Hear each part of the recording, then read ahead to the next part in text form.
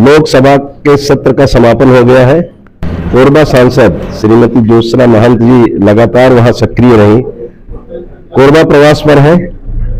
जो कुछ वहां हुआ लोकसभा में, जो कार्रवाइयां हुई, जो वहां पे उठापटक हुई, उसमें छत्तीसगढ़ कहाँ था?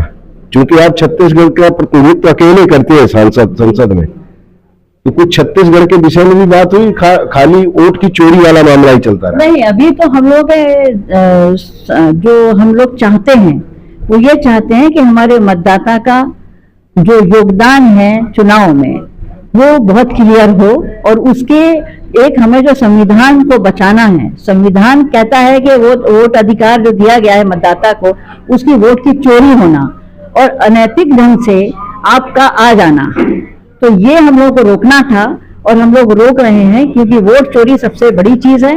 और जब वोट चोरी कर सकते हैं तो हमारे मानव का, हमारे अधिकार का क्या होगा? ये राहुल जी का, खड़गे जी का कहना था।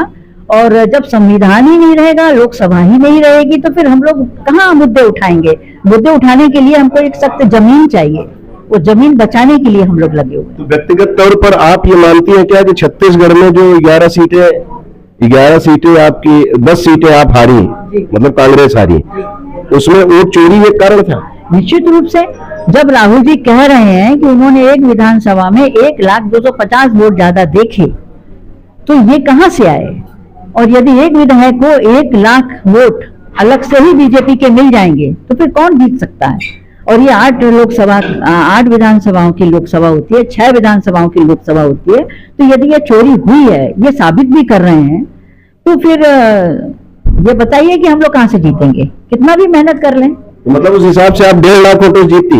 देखिए, मैं अभी कुछ नहीं कहूंगी, मैं अपने लिए नहीं कह रही हूँ कि मेरे साथ हुआ होगा, लेकिन ये हर एक के साथ हुआ है, क्योंकि राहुल जी पुख्ता चीज को लेकर आए हैं। और नहीं होती तो ये लोग अभी तक क्या उसको चुपचाप सुन रहे होते?